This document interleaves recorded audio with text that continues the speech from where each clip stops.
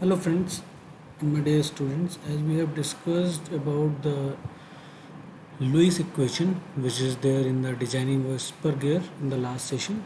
So today we'll start about from the point of where we have stopped in the last session, that we have studied about this Lewis equation, as you can see in the picture, which is equals to beam strength of any kind of spur gear is equals to module multiplied with the face weight sigma b, permissible bending stress, then by which is Lewis form factor. And we have also seen the formula for the Lewis form factor y as well, that is that by depends on your number of teeth. As per the number of teeth you can see in this table, you can also calculate the value of y, which is Lewis form factor. Now permissible bending stress, which is sigma b, as per the because it is very difficult to calculate the bending stress with the help of depending on these particular parameters. So Buckingham has suggested that endurance limit stress of gear tooth is approximately 1/3 of ultimate tensile strength, means it is SUT by 3. Okay, means if we will take 1/3 of SUT, then it is equals to endurance strength, or you may say that bending strength, which is there your permissible bending stress, which is required for any kind of calculation related to the beam strength. So you can get it with the help of this particular Buckingham's formula or Buckingham's theory.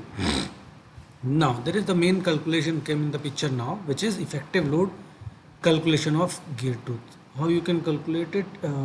Just go to this particular topic in this. We are also referring this book of machine design by B.B. Bhandari. You can go through it. Chapter number 17. It is designing of spur gear. Okay. So for the determination of or for the determining tangential component of the resultant, this is this formula, you know that power is equals to 2 pi n t, where the same thing it is they have rewritten it as mt is your torque, okay, which is we used to depict as capital T before. So if you multiply with this is 2 pi n, which is this particular n is your number of revolution, then you will get the value of power. Okay, so if you will rewrite it, then it will look like this. You can calculate either one thing, either torque will be given, then you have to calculate the power, or power will be given, then you can calculate the value of torque. Okay, now what is this service factor? Okay, sometimes it is given in the picture, sometimes you have to calculate it. So service factor is CS is equals to maximum torque divided by rated torque. Okay, so if you these two values are given, then you can calculate the value of CS, and CS can also be written as maximum power upon the rated power. Okay, as per the relationship between the power and torque. Okay, now service factor for different kinds of speed reduction gearboxes are given in the table. Okay, you can go through it. If it is uniform in the machine and uniform in the driven, okay, means on the both driving and driven machine, then both the things are uniform, then it is 1. If it is in the driving it is medium, and on the driven it is uniform, then you can go with the 1.5, and vice versa. You can go for the same things you can see in the picture. Okay, so in this way you can calculate, or you can see or assume the service factor value. And these are few examples of that. If this machine, if your machine are coming in this particular picture, then what kind of characteristic of operation it is. Okay, similarly for the driven, you can see from these two particular tables. Now Buckingham equations, we will see that how it will look like. So for the calculation of Buckingham's, they are also given you the value of velocity factor. How you can calculate this particular velocity factor? It depends on different kinds of applications. For ordinary and commercial cut gears, and velocity is less than 10 meter per second, your velocity factor CV will be equals to 3 divided by 3 plus V. While if it is accurately hopped according to the manufacturing, okay, and velocity is less than 20 meter per second, then it is equals to CV is equals to 6 divided by 6 plus V. And for the precision gears where velocity is greater than 20 meter per second, then you can select CV is equals to 5.6 divided by 5.6 plus under root V.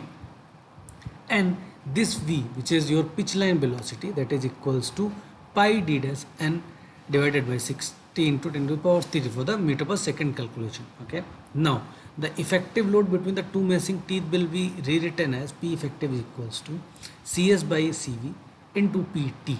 Okay, so with the help of this you can calculate the value of your effective load. Okay, and velocity factor is an empirical relationship by the past experience, whatever the formulas are given over there. Okay, and this method is for the calculation of dynamic load has following advantage. These are the few advantages, like it is easier to calculate because simple two values you have to keep.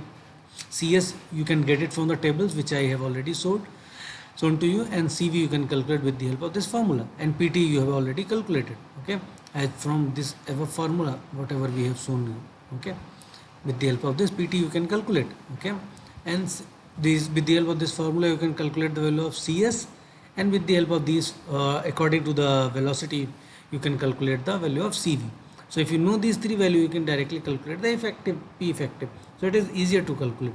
Velocity factors have sanctioned from AGMA, American Gear Manufacturing Association, and they were used in the past many years and given satisfactory results. And what are the disadvantages?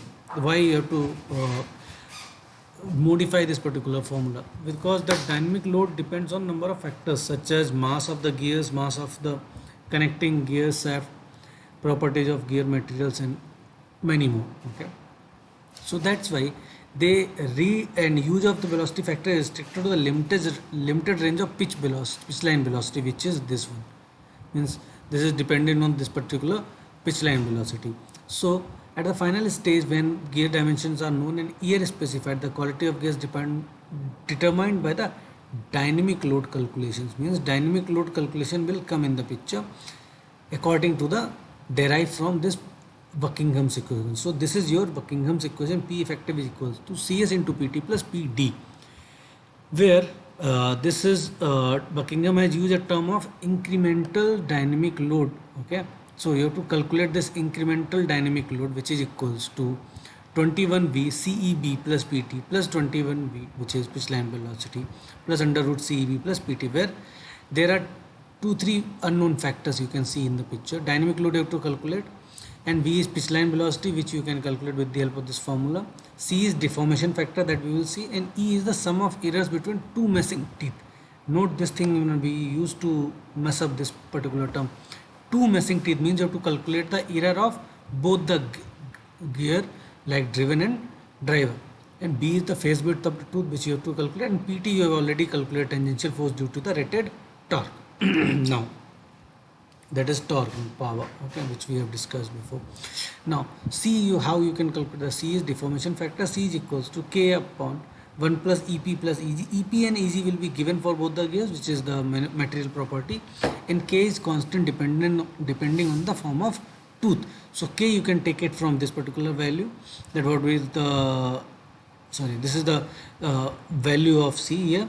The values of K depends on the various forms of tooth, which you can take.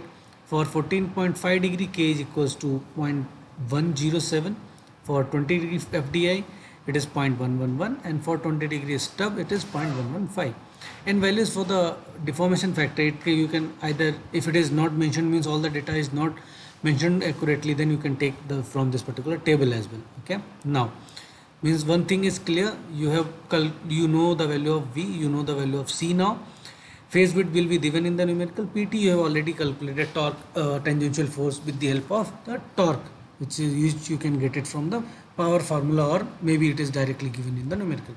So only thing remaining is E, which is sum of errors.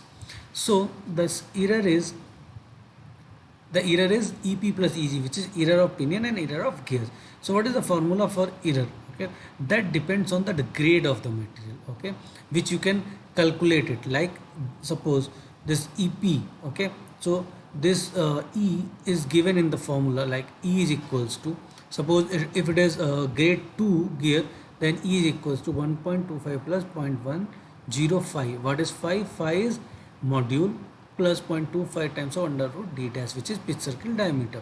This is given for every gear and pinion. So you have to put this value and put the module of that particular gear or pinion. Then you can calculate the value of phi and put it in the grade formula, what is there for the manufacturing of that particular grade.